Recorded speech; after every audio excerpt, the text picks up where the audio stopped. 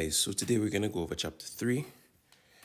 Quién eres tú, which means who are you? Remember, the word quién in Spanish means who, and eres is a conjugation of the verb ser. Okay? In the previous chapters, we discussed how the verb ser is conjugated, so you understand how we get to eres. Okay? In this unit, we'll learn how to ask, how to state or ask your age or ask somebody's age, state your nationality, ask someone's nationality, state some simple occupations, and describe ourselves, well, yourself and others. We're going to start with the dialogo. Track 18. Eduardo meets a new friend who has just moved into the neighborhood. Hola, bienvenido a mi barrio. Hola, muchas gracias. ¿Cómo te llamas? Me llamo Pablo. ¿Y tú? Yo soy Eduardo, soy tu vecino. Mucho gusto. El gusto es mío. ¿Cuántos años tienes? Tengo 13 años. Yo tengo 14 años. ¿De dónde eres, Pablo? Soy de Cuba. Soy cubano. Soy venezolano, soy de Venezuela. ¿Y tus padres? ¿Cómo son? Mi padre es profesor, es alto y delgado. Tiene 50 años. Mi madre es baja y bonita. Tiene 40 años. Mi madre es secretaria. Tiene 38 años. Ella es gorda y muy simpática. Mi padre es mecánico. Tiene 42 años. Es alto y fuerte. Voy a casa ahora, Pablo. Hasta luego. Adiós. Hasta luego, Eduardo. Adiós. All right, so here we have a conversation between Eduardo and Pablo. They said a lot of things, so you guys know this. We did this in chapter 1. The word barrio means neighborhood. All right, so mi barrio means my neighborhood. Okay, said thank you. You guys know what this is. You know why he responded like that. All right. In this case, because they're strangers, just meeting for the first time, it would have actually been more appropriate to say, well, it would have been more appropriate here to have said, ¿Cómo se llama usted? Or ¿Cómo usted se llama? And it would have been more appropriate to respond here, y usted, because remember, they're strangers. Yo soy Eduardo, soy tu vecino. Vecino means neighbor. Remember, tu without the accent means yo. So I am your neighbor. You guys know what this means. You guys know what this here means. And here we say, ¿Cuántos años tienes? He's asking him, how old are you? In Spanish, when somebody asks somebody how old are them, they actually use the expression that translates to cuántos, which in Spanish means how much or how many. Años means years, and tienes means you have. So the question, like I said, if it were translated directly in Spanish, it would actually be asking how many years you have.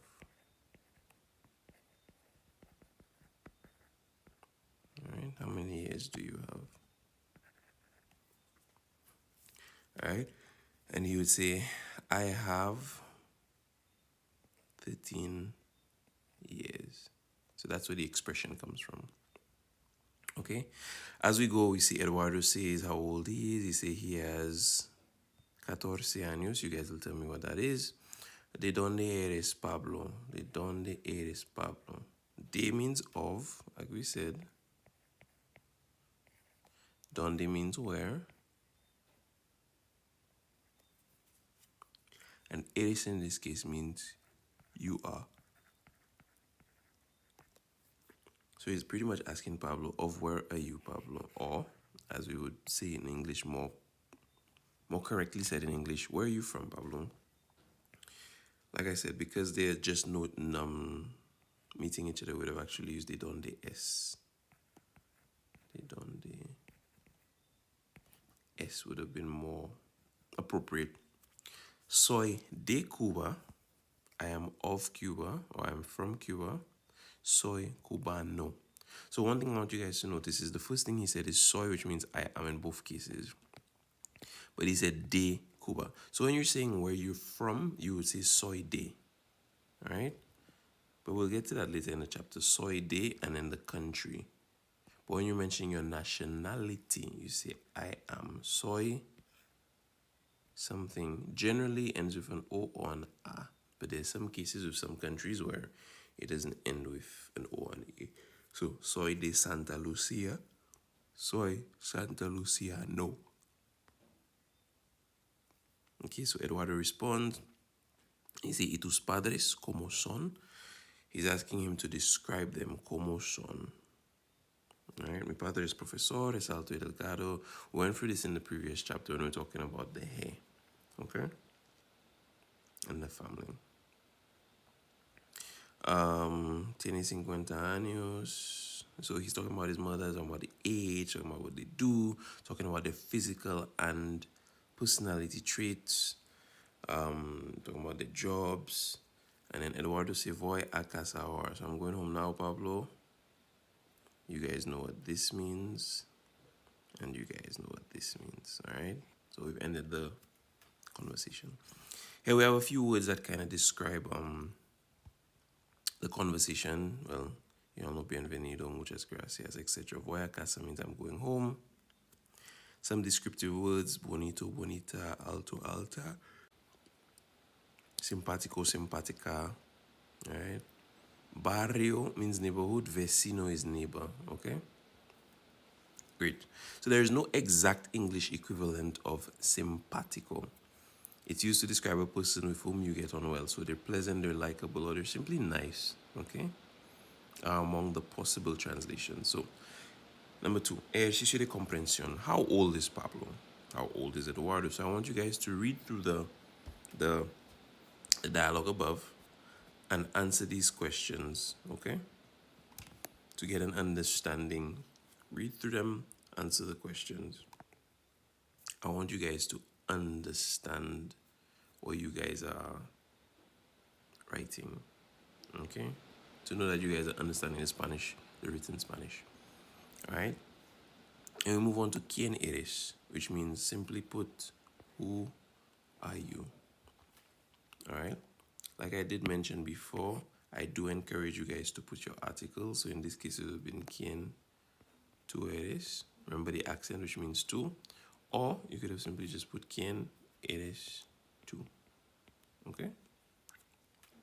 In order to find out find out a person's name, you can ask ¿Quién eres tú? Who are you? And they respond by saying Soy Pablo.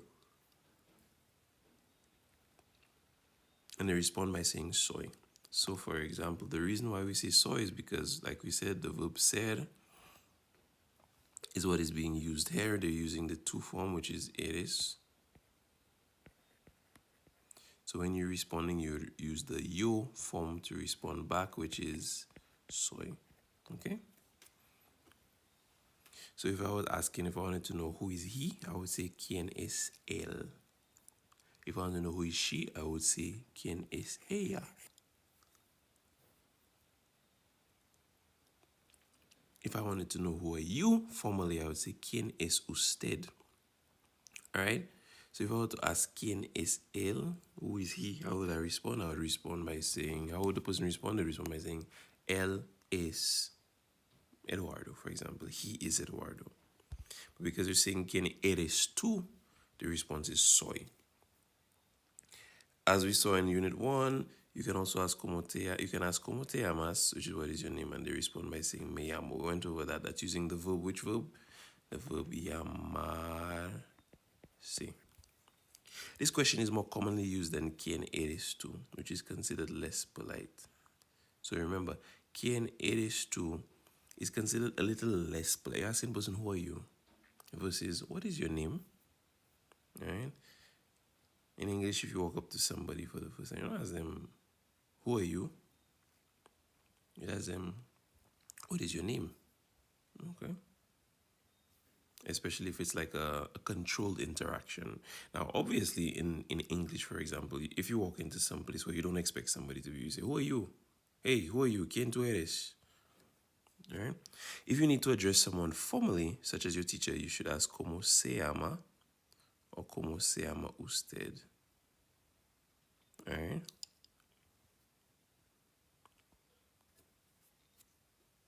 So,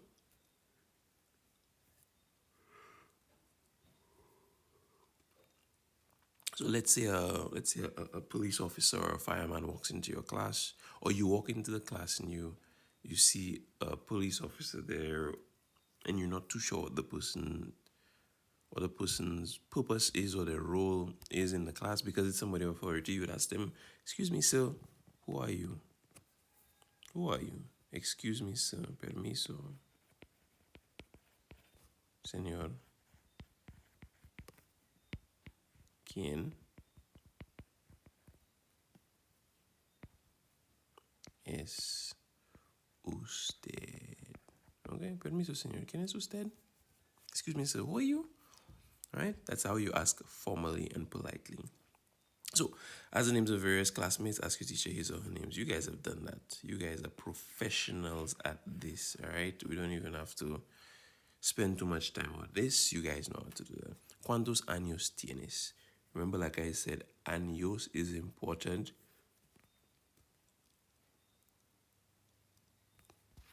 because it is spelled with the N-Y, not the N-A, okay?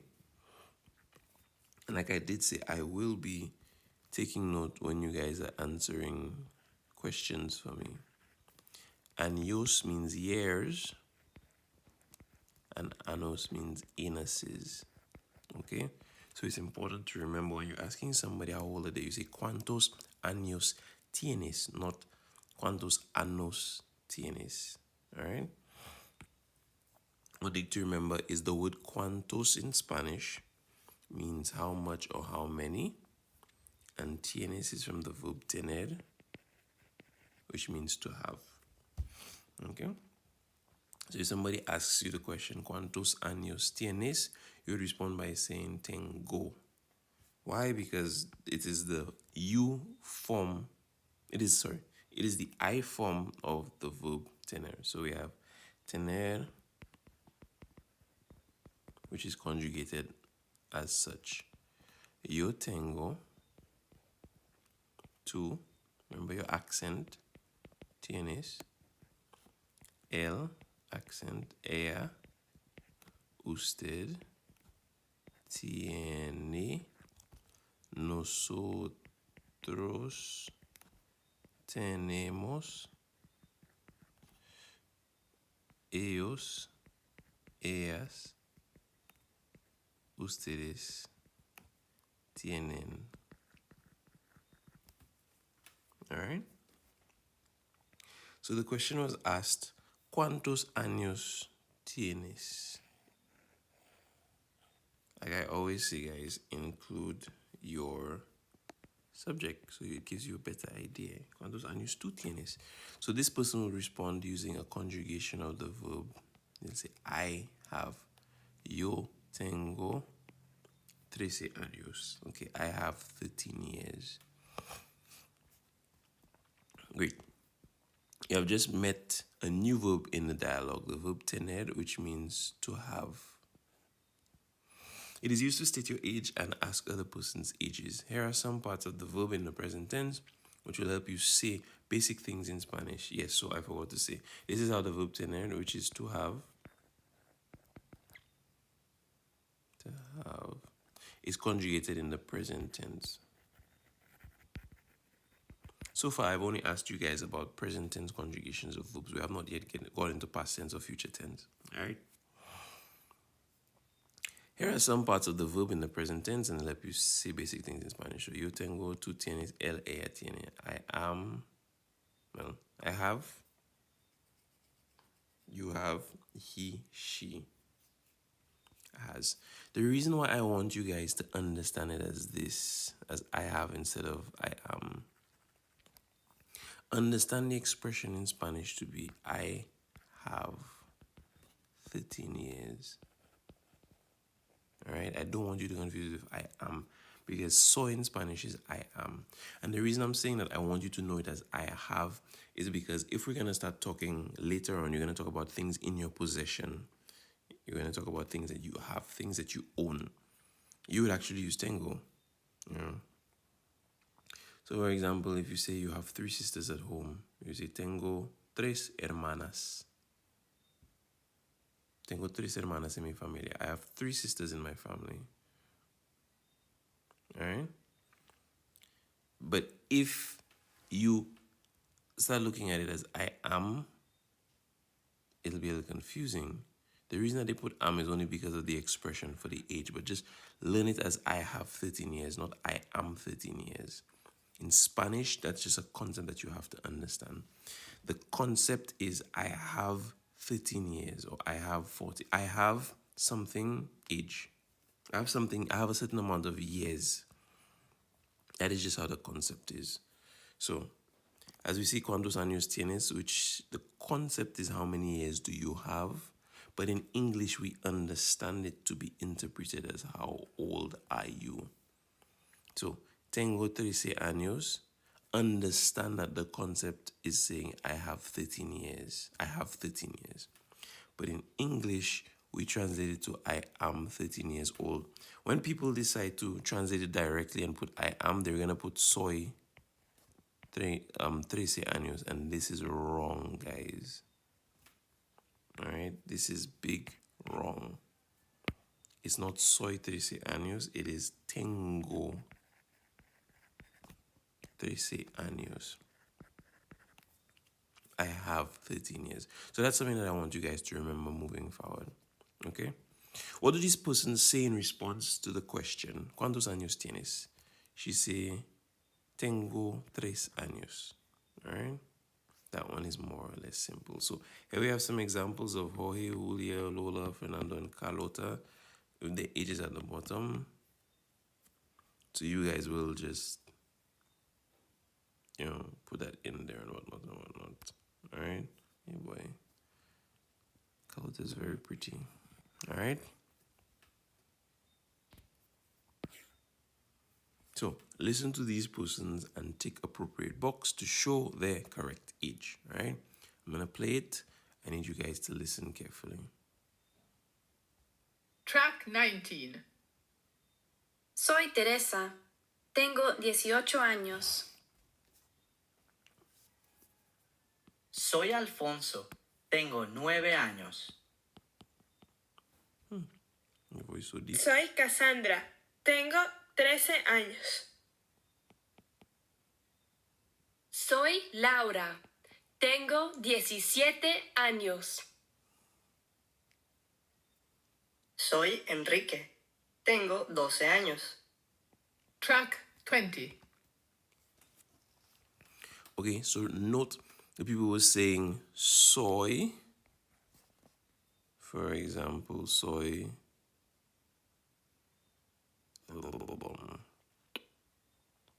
Jenny. They would say soy, they would say their names, so they're introducing themselves, and they would say tengo dash años. Alright? One thing I want you guys to notice is they were saying tengo. If they had included the subject, it would have been yo tengo. But here we see tiene. Why? Because we're describing the person in third person. Teresa has, Alfonso has, Cassandra has. But when they were speaking, Teresa would say, yo soy Teresa, yo tengo, and how many is she has.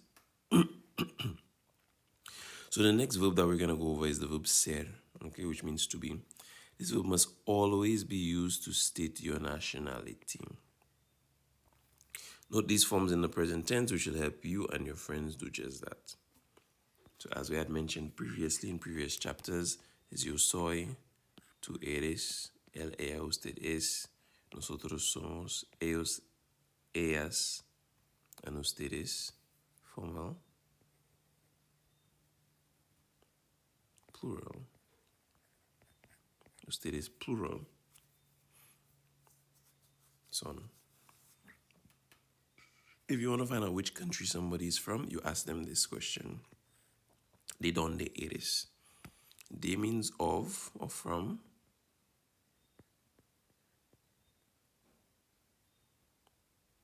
And donde means where. So from where? From where are you? All right? From where are you? Like I said, guys, I do encourage you to use the subject. And that's to with an accent. To say where you're from, you say soy de. So I am from. And then your country afterwards.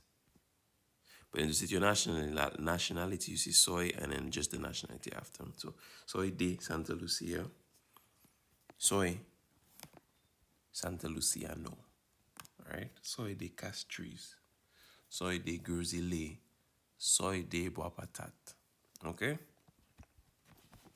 If there was a nationality associated with Boapatat, you would say that. Alright? Notice that nationalities have different forms when describing persons who are male or female. In Spanish, the adjective must always agree. That's something I want you guys to know. In Spanish, the adjective must always agree with the noun. If the noun is feminine, the adjective must also be feminine. If the noun is masculine, then the adjective must be masculine. All right? If the noun is plural, the adjective must be plural. Guys, this is bread and butter for Spanish. I want this part to be pretty much highlighted. This is very important. All right? It's something that I've been trying to get my Form 2s and 3s to understand perfectly clearly. In Spanish, words can be masculine or feminine. They can be singular or plural. When adjectives are used to describe these words, they have to agree with them in both gender and in number. Now, there are some adjectives that do not have gender, but they must still agree in number. All right? So fill in the missing letters to express each person's nationality correctly. So I'll do the first two and you guys will do the rest. Thomas es de Jamaica. Thomas is from Jamaica. S, I wish I had put the accent, so the subject, but that's fine. L, because Thomas is a guy's name. L, S, he is, would he be, well, he's Jamaican, but because he's a male, what would we say? We would say Jamaicano. Evita es de Trinidad. Evita is from Trinidad. S, in that case, A, S. Trinitaria is female. All right, so you guys can do the rest. What would these people say? All right. So Rihanna, SD. Usain Bolt, SD. Nicki Minaj, SD. Shonda Paul, SD. Shakira, SD. All right. Now Barbados has a very interesting one because as we see, it's not bar. Like for Jamaica, it's just Jamaicano. But for Barbados, it's not Barbadano or Barbadana. It's Barba. It's actually Barbadiensa or Barbadienso. Alright? So you guys will figure that out. Note, in order to make a sentence negative, just put no in front of the verb. Marcela no es Jamaicana. So it's pretty much saying Marcela is not Jamaican. Alright? Marcela no es Jamaicana. If you want to say Marcela is not from Jamaica, you say Marcela no es de Jamaica, as we saw previously. So as we see previously, right? Thomas es de Jamaica. Thomas is from Jamaica. But if I want to say he's not from Thomas, no es. Thomas is not from Jamaica, right? In Spanish, we say Thomas is not, but in Spanish, we say Thomas no es, right? I don't want you to say Thomas es no de Jamaica. Thomas no es de Jamaica. It goes before the verb. The negative goes before the verb. So here's some questions. Es Shakira Trinitaria? Is Shakira Trinidadian? As we see here, she's actually from Colombia. So the answer would be Shakira no es Trinitaria, es Colombiana. Alright? That's talking about her nationality. If I were to ask, es Shakira de Trinidad? The answer would be no. Or Shakira no es de Trinidad, ella es de Colombia. Alright? And you see these, you guys can write these in your time. Go over these, answer these. As we're going through the video, just answer these. Pause the video, just scroll back, answer these questions, and then we're moving forward. ¿Cómo es la gente? So here's another concept that we're going to move on to. ¿Cómo es la gente? Alright? So in Spanish, when you ask somebody ¿cómo es?, you're actually asking them to describe something. ¿Cómo es? Right? Note, initially we had gone over the concept of ¿cómo está? Which means how is something doing? So if I say ¿cómo él está?, I'm saying how is he doing? I'm actually inquiring about his health. But if I were to say ¿cómo él es?, then right now I'm inquiring about his description. What is different in both cases? It is the verb that we use. Both verbs mean to be, but one is the verb estar and one is the verb ser. Ser, like we said, to be temporary, and ser is to be permanent. So when I'm asking about his health, sorry, como está with the accent on top. When I'm asking about his health, I would actually say, ¿cómo él está? How is he doing? How is he doing temporarily? But something that is permanent would be his description. You know, ¿cómo es él? ¿Cómo él es? Sorry, I forgot my accent again. So it'd be like something like, you know, he's fat, or he's tall, or he's short. These things, they don't change.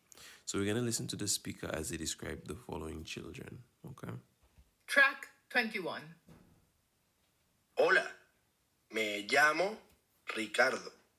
Tengo 14 años. I think that's the wrong track. Sorry about that. So now we're going to listen as the speaker describes these children. Track 20. Felipe es gordo. Anabela es delgada. Marcela es alta. Jesús es bajo. Fernando es fuerte. Lázaro es débil. Track. So these words are used to describe people, and the pictures try to give you more or less an understanding of what they're trying to say. So Felipe es, so if I were to ask, ¿cómo es Felipe? Describe Felipe to me. How is he? Describe him to me. Because I'm using ¿cómo es. The response is Felipe es gordo. Alright? Anabela, ¿cómo es Anabela? ¿Cómo es Marcela? ¿Cómo es Jesús? ¿Cómo es Fernando? ¿Cómo es Lázaro? Like I did mention to you guys before, some words are actually, some adjectives end with O or they end with A. And the ones that end with O or A, they have to be tailored to fit the gender of the word that is being described. So since Felipe is a guy, we're going to use gordo. If it was a woman, we'd have said gorda. Annabella is delgada. Why? Because she's female. If it was a man, we'd use delgado. Marcela is alta. Like I said, so it's agreeing in gender. Okay? Now, there's some words, as I did mention before, that have no gender. They only have to agree with number. So is it singular or is it plural? We have, for example, forte and debil, which don't end with an O or an A. Okay? Notice that the verb ser is also used to describe persons. When we want to have a description of someone, we ask como es, all right, as we mentioned before. Just like nationalities, adjectives which describe persons must also agree with the noun in gender, masculine, feminine, and number, singular, plural. We spoke about that earlier. However, words like forte and débil do not change when describing a boy or a girl. Here are some more adjectives to remember and some useful nouns. So guapo, guapa, I want you guys to just go through this table just to get a better idea. So add the missing letter to make each adjective agree with a noun. All right? So like we said, add if it's masculine, if it's feminine, or in some cases, be careful, because I see there are some examples here where they're actually neutral. So I want you guys to go through this exercise. Ejercicio para hablar. Blind date. Carlitos is searching for the perfect girl to invite to a party. All right, boss man Carlitos. His friends give him the names of a few girls, but Carlitos must be sure that they fit the description. He's looking for a girl who is pretty, tall, nice, slim, and intelligent as well. To find out what each girl is like, he asks his friends the questions below. Look at the pictures. How would his friends answer? So he says, ¿Cómo es Carlota? ¿Cómo es Lolita? ¿Cómo es Angélica? ¿Cómo es Esmeralda? ¿Cómo es Laura? All right? Answer the following questions to give a description of different persons. So, if anything, we can speak about their physical characteristics. So, let's say, for example, we're talking about Carlota. We'll say that Carlota is fat. Carlota es gorda. All right? We could also talk about if she's beautiful. We could say Carlota es linda or Carlota es hermosa. All right? So as we go through the descriptions, I want you guys to practice using the words above. We may not be able to tell much about their personalities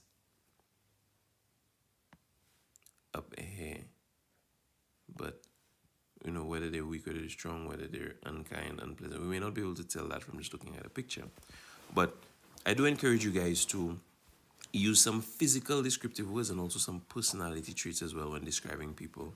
So answer the following questions to give a description of different persons. ¿Cómo es tu mamá? ¿Cómo es tu papá? Your sister, your professor, and ¿Cómo eres? I'm asking how are you? Describe yourself to me.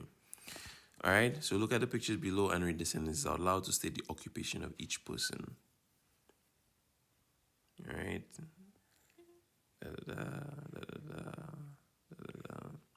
So now, when you're describing somebody, if I were to say como es tu papá or tu mamá, you can now talk about one, physical attributes. You can talk about two, personality traits.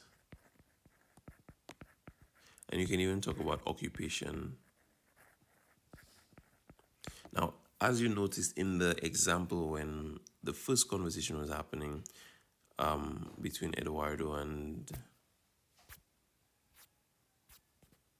Pablo, you can see that Pablo had even given an extra step. He had actually given the ages. All right? So if somebody were to ask you, ¿Cómo es somebody else? You actually can talk about these four things so that it's now not just one sentence you're giving, but you're giving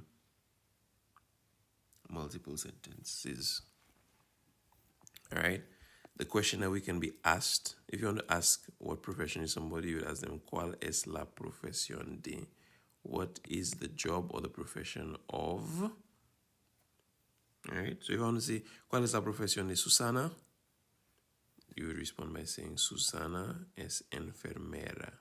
Okay? So the next we're going to move on to ejercicio para hablar. Answer these questions out loud in Spanish and follow the examples. All right? And these questions are based on these pictures up here. Okay? We'll do them in class together so I can hear how you guys speak the Spanish. All right? So, más descripciones. We've already learned that the verb ser is to be, used to describe what people are like. In Spanish, the verb estar also means to be, but used to describe changeable state or mood. So like we said, remember, it's a temporary state of being, and it's conjugated like this. We've gone over this before, guys. We spent quite some time. So in these sentences, you can see this is talking about mood. Yo estoy triste. El suelo está sucio. The floor is dirty. Right? The adjectives triste and sucio are changeable. That is, you are not always sad and the floor is not always dirty. Okay? Look at the difference between these two questions. ¿Cómo es Carlos? Y ¿cómo está Carlos? Like I had mentioned before, ¿cómo está Carlos is actually inquiring about what? His health. But ¿cómo es Carlos is actually inquiring about what? A description of Carlos. Okay? Remembering these questions will help you use ser and estar correctly. Here are some of the adjectives which describe changeable states. Okay? So alegre, contento, contenta, limpio, clean, changeable states. It can be closed, it can be open, it can be open, it can be closed. All right? It could be empty, it could be full. It could be clean, it could be dirty, sucio. Okay? So, ejercicio para leer. Read the following story of Goldilocks and the Little Bear and follow the pictures which show changeable states. All right? We're going to do this in class, but I also want you guys to practice this at home. All right? Palabras para aprender. These are the words to describe some of the things in the story that you may not understand. Okay? Ejercicio de comprensión. Complete correctly in Spanish. La puerta is open.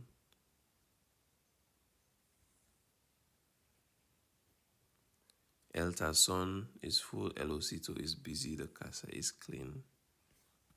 All right? So, complete correctly in Spanish. Okay? How do I say la puerta is open? Risotos de oro is happy. So, we're saying la puerta is open. I'll give you just this example. We would say la puerta. Which verb would we use? We would use a verb describing a changeable state. But we would have to conjugate it accordingly. So we'd say está abierta. Okay? As we see here, está abierta. Choose the correct form of ser or estar to go with these adjectives. Remember, be mindful if it is a permanent state or if it's a temporary or changeable state. So if I'm saying yo muy alto, I'll not say yo estoy muy alto. It's not a mood, it's not a changeable state. It's yo soy muy alto. It's describing myself. La chica, eso está barbadiense. Is it a changeable state? Is it a mood? No. So we'll say la chica es. All right? I want you guys to go over the rest of these examples. We have another exercise. So listen to these children speak about themselves and fill in the missing words. Okay? Track 21. Hola, me llamo Ricardo. Tengo 14 años. Soy de Cuba. Soy cubano. Hola chicos, me llamo Sandra. Tengo 12 años. Soy de Trinidad. Soy trinitaria. Hola, alumnos. Me llamo Roberto. Tengo 10 años. Soy de Barbados. Soy barbadiense. Hola chicos, me llamo Teresa. Tengo 15 años. Soy de Venezuela. Soy venezolana. All right, so as you guys see, you will hear some questions in Spanish. Listen carefully, then answer each question orally. As you guys can see, everybody said what they're saying. Listen carefully, play the tape over, and answer the questions accordingly. Now, tell your teacher your name, your age, where you're from, and what your nationality is. Write down this information next to a picture of yourself. So, guys, I would like all of you to do this for homework. All right?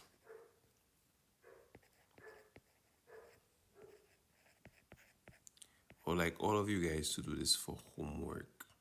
All right? And I will be collecting this next week. All right. So next we're gonna move on to D. Use one sentence to respond in Spanish to the following situations. So as you guys meet these situations, you can respond accordingly. Excuse me. So read the note below and complete the form below in English. Hola, chicos. Me llamo José Fernández. Tengo 19 años. Soy un hombre alto y delgado. Soy colombiano. Soy cartero. So, talk about his age, his nationality, his description, his occupation, because he said all of these things in the previous sentence. So, write the email that you sent to your new pen pal to introduce yourself. Give the following: name, age, physical description, nationality, and why not also give. Tell them your nationality, but also tell them which country you are from. All right? And I also want you guys to complete an ID card for yourself using a description, using details, I want you guys to complete an ID card for yourselves using the same format as up here, okay? And I want you guys to also bring this to the next class where you're bringing this homework for me, all right? So both of these things will be due next week, all right? And a nota cultural. La quinceañera in Hispanic countries, coming of age is a traditional celebration of girls who have reached the age of 15. This custom is referred to as la quinceañera. It's at this age that the girl is now considered to be a young woman responsible enough to have a boyfriend and go on dates. On this occasion, the girl is introduced to society during a lavish fiesta or party given in her honor. Parents are also known to give expensive gifts to their daughters celebrating La Quinceañera, such as a car or a trip. In some other families as well, they give these daughters keys to the house, keys to the front door, signifying that you are now a responsible adult and we are now entrusting you with more responsibility. In some cases, they give them cell phones. So it just shows that it's an understanding. It's a tradition in Spanish-speaking countries, in Hispanic countries. All right. So guys, with that, we're done with chapter 3. If you guys have any questions, please let me know in the Google Classrooms platform.